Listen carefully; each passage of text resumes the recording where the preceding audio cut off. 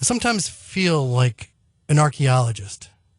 I scour around the studio, I search the internet, venture out to local venues in search of something special, something different. There's a myriad of musical artists scattered throughout the world. There's different veins offering different styles of music, like the many cultures from current and ancient civilizations. It's my quest to find a piece of rock that stands out among the rest, one that is a true gem and worth being on display for all to see. I remember combing the studio in 2012, looking for something new to play on the show, and the CD for Exits and All the Rest caught my eye. It was by a band called Girl in a Coma. Cool play on the cherished Morrissey song. That was a good start. And I popped it into the player, and I was instantly mesmerized. The sound, the energy, the distortion, the growl. I knew right away that this trio from San Antonio, Texas, was something different. Girl in a Coma released their last album in 2011, and the album, liked by both critics and fans, left many craving more. There was talk that after a tour in 2012, Girl in a Coma would return to the studio in 2013 and lay down the next chapter of tracks. 2014 and 15 both went by and still no release. Now we have a better understanding of why. Lead singer Nina Diaz was going through a difficult period and in a dark place and drifting away. Nina has rebounded and is currently exploring her talents and gaining experience as a solo artist. Her journey is chronicled on Nina's first solo album, The Beat is Dead, which was released yesterday. Ladies and gentlemen, welcome to the show, Nina Diaz. Hi, Nina. Hi. How you doing? I'm good. Yesterday was my CD release show here in town at San Antonio, so I'm feeling pretty good now. You had a good turnout for that? Yeah, we did it at the Tobin Center here in San Antonio, and we did it in this theater, the Carlos Alvarez Theater. It's like 300 capacity, and it was really nice. It was really nice. Good turnout. Awesome. I know. I was excited. I woke up Friday morning really early, and I look at my phone, and there's a message. I've got a download from Nina Diaz. And I downloaded the album, and I love it. Absolutely love it. Thank you. I spoke with Faya not too long ago and thanked them for breathing some life back into the Riot Girl movement. I felt that way about Girl in a Coma, too. Do you feel that you kind of had that sense while you were in Girl in a Coma that you were kind of reviving the Riot Girl movement? Well, yeah, I guess it came with the territory of being female and being good musicians and just being proud of who we are. You know, it wasn't our intention of we're going to do this type of music or something. You know, we're happy that we had anything positive to contribute to anything, and especially if it happened to contribute to the Riot Girl movement. How do you balance the life of a rock star followed by thousands of loyal fans with the life of Nina, the daughter, the sister, the friend to those close to you, and living back with your parents right now? How do you balance all that? Does it register in your head as making sense? Well, yeah, I don't necessarily see myself as a rock star. I mean, I'm actually pretty boring when I'm not on stage, so I'm just kind of doing my thing and spending a lot of time alone and just recharging until it's time for me to go out there and show what I've been working on. There's definitely like a persona that we feel when you're on stage, and then definitely you're just a normal, everyday person when you get off the stage. Definitely, yeah. Even though Girl in a Coma is on hiatus, I'm not worried that someday you'll get back together, right? Yes. Okay. Okay. I like that, because someday you'll get back together. No, yeah, we will. We are. It's just, like you said, it was just taking a bit of a break, but there's some music getting worked on right now, and now that my solo album is officially out, I feel like it's given me that breath in my mind where I can start to positively work on other material, whether it's new Girl in a Coma stuff or possibly stuff for another solo album later on. Much of this album chronicles your path to sobriety. While you were struggling with the anxiety of staying sober, did you have anything that helped you focus on reaching your goal, or was it just all survival instinct? No, I went to meetings. I did the 12 steps, and I have the big book with me, and I communicate more whenever I have any issues. That's something that's helped me survive communication. Good. And like I said, just spending a lot of time alone whenever I need some space. You've climbed out your way out of a dark place, which symbolizes your rebirth. And I saw somewhere that you noted, when you know yourself, that's when you can hate yourself the most. But that's part of being reborn. No birth is easy. It's painful. Do you feel at ease now? It's been over a year or two right now since you've been sober, right? Yeah, it's been 3.5 years now. Excellent.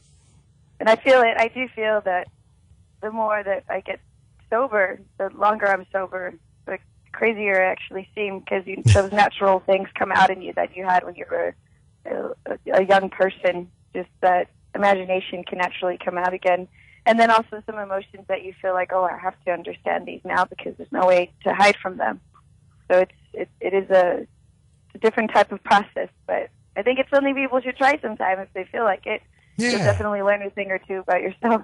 Absolutely. Now, one of the songs on your new album, The Beat is Dead, Screaming Without a Sound. I just saw the song on YouTube yesterday. Oh, yeah, they did that lyric thing. Yeah. It was cool. You didn't even have to show up. And you got a video. Yeah, exactly. Done. I thought it was cool. I was kind of wondering when the new album came out if some of the songs were going to be like a continuation of Girl in a Coma, and I could picture like Trick Candle being on the next Girl in a Coma album, and that's cool. But what Screaming Without a Sound, I think, is distinctively you. It's got your signature on it, and it's completely different. Do you feel the same way? I do. I feel like the whole album is completely different. I feel like it is me, and I feel like it is the things that I heard inside my head. And not to say, like you said, you would think that Trick Candle could be a Girl in a Coma song, but the truth is we did try to play that as a Girl in a Coma song, but it turned into a Girl in a Coma song. So what you hear on the album is actually the continuation of my brain, aside from the girl. So I think there is a difference there. I mean, obviously it's the same voice, but even within that, you can hear that my voice has a lot more power behind it, and I think because it is upfront more, along with the story that I'm trying to explain within the album. I love the power that you have in your voice. You're an amazing artist. Extreme talent. Thank you. The song Dig, gonna go back to better days. I'm gonna give you everything till my dying days. When I fly back to the world again, I'm gonna find out who are my real friends. Have you reflected on who really was your friend during your times of your dark times? And have you had to mend any of those friendships? Yeah, I mean, that's the main thing you notice when you become sober is that your circle of friends gets smaller because you realize that some of those friends were just good for getting high with or drunk with, and in the daylight they look a lot different than at night. So I did notice that the circle of friends got smaller, and the people that needed to leave my life, they needed to leave for a reason. And I do feel like people come into your life when they need to come into your life, and you learn something from them. And there's no point in having them stick around if they're no use to you anymore, if you're no use to them anymore, and if it's just this awkward silence all the time. So I feel like the people that are around me now are the people that should be around me, because nothing but positive things and communication, and that's the main thing that I'm trying to do a lot more of these days. And like Dig in itself is about karma, and I think karma is always around, is good and bad karma, and especially after you become sober, a lot of things come back to you that you did in different forms, and you have to just take it because it comes along with the healing process. Last week I spoke with Ali Tadros. I don't know if you're familiar with her.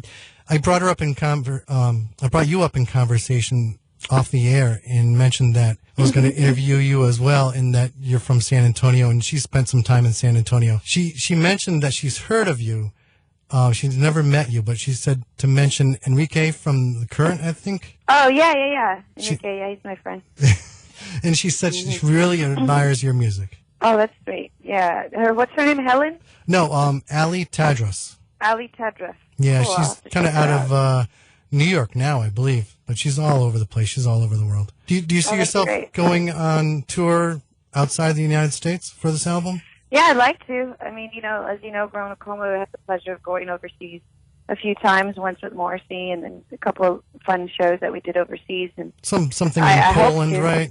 Yeah, just some little thing in Poland. We played in front of 500,000 people. No big deal.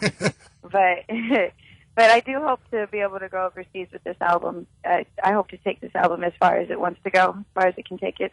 Well, I'm going to do everything I can to promote it over here in little Connecticut. That would be great. Yeah, everything helps. And when you are on the road and traveling around, is there a favorite place you look forward to going to because you know that there's a little shop in the back wall or back alley or somewhere that has your favorite comfort food? Comfort food. To be honest, I don't really eat that much on tour. It's not because I'm anorexic or anything like that. You know, like there's nothing. People have disorders and people have their things. You know, I don't mean to make fun of that or anything. Mm-hmm. But you know, like I when I'm on tour, I really can't eat like 5 hours before I go on stage because of the way I sing and stuff. Because if I eat even 2 hours before I go on, I'm burping up and I don't want to. I have puked on stage before, so I'm trying to avoid that as many times as possible. But when we're on the road, it's not so much comfort food, but I just like to see friends, and because we meet a lot of nice people when we're on the road, and a lot of longtime friends that we've known since the beginning of Coma, and they continue to support me during my solo stuff as they continue to support the girls in Faya.